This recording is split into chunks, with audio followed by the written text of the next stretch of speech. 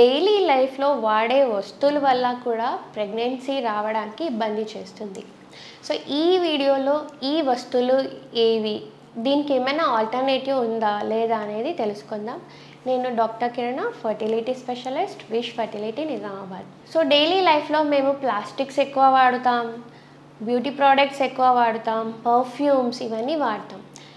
కానీ దీంట్లో కొన్ని కెమికల్స్ ఉంటాయి, అది బీపీఏ, థాలైట్స్, హెవీ మెటల్స్ ఉంటాయి, లెడ్.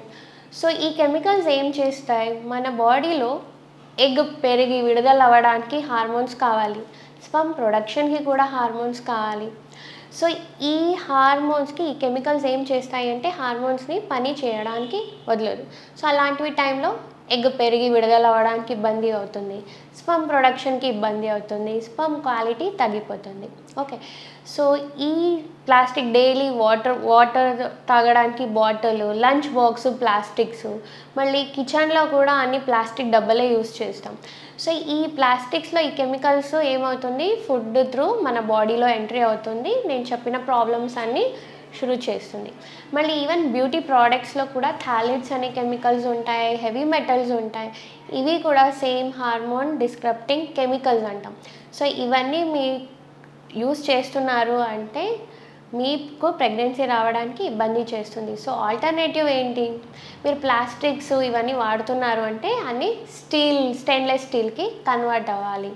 మళ్ళీ మీరు బ్యూటీ ప్రోడక్ట్స్ దీంట్లో థాలైట్స్, హెవీ మెటల్స్ లేకుండా ఉండడానికి ట్రై చేయండి, లేదా అవాయిడ్ చేస్తే కూడా ఇంకా బెటర్.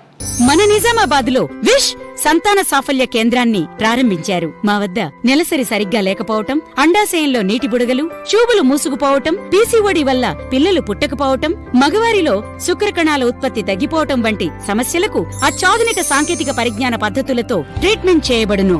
సంప్రదించండి విష్ సంతాన సాఫల్య కేంద్రం, పోచమ్మగుడి ప్రక్కన, హోప్ హాస్పిటల్ దగ్గర, ద్వారకా నగర్, నిజామాబాద్. Phone 08462230666, cell 9390433887.